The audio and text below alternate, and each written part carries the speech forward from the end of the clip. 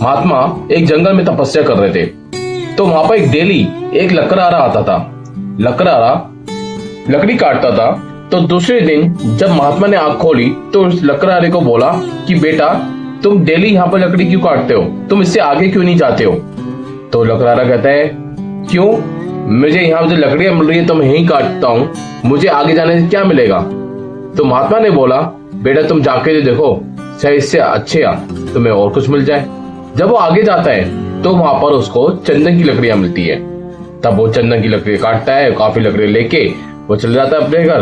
तो 1-2 महीने आराम से अपनी लाइफ को बिताता है। फिर वो दोबारा जंगल में आता है, महात्मा के पास आता है। महात्मा के पास कहता है कि महात्मा जी, इससे आगे भी कुछ है? तो महात्मा कहते हैं, बेटा इस चंदन की लकड़ी से तो आगे जाओ, तुम्हें कुछ और मिल जाएगा। आगे जाता है तो वहां पर उसको चांदी मिलता है, काफी सारी चांदी उसको मिलती है। तो वहां से वो चांदी को उठा के ले आता है। फिर अगली बार 3-4 महीने के बाद आता है जंगल में, फिर महात्मा से मिलता है। महात्मा कहता है, बेटा उससे भी आगे जाओ, तुम्हें कुछ मिलेगा।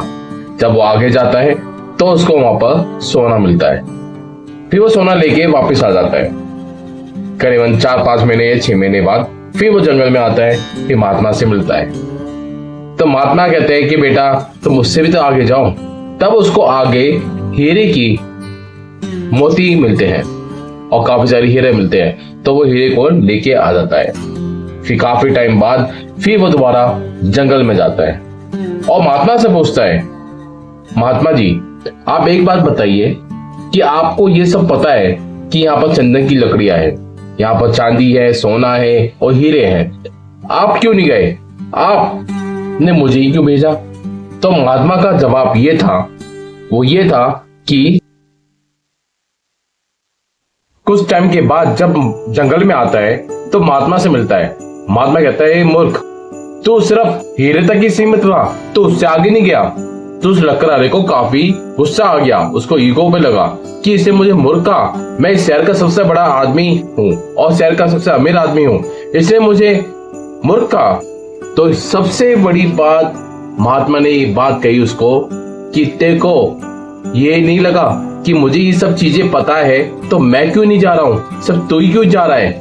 महात्मा ने बोला, क्योंकि मैं इसलिए नहीं जा रहा क्योंकि मेरे पास परमात्मा है, मेरे पास शांति है, संतुष्टि है और मैं खुश हूँ कि जो परमात्मा से मैं लीन हूँ, क्योंकि देने वाला ऊपर वाला है और जिसने दिया है मैं उसके पास हूँ, उसकी तपस्या कर रहा हूँ और तू उसके पास जा रहा है जो ऊपर वाले ने दिया है, तो उसके मोह माया में फंसा हुआ है। तो कहने का मतलब यह है कि हम लोग मोह माया में फंसे हुए हैं और तपस्या में नहीं। तो ये कहानी ये सीख देती है।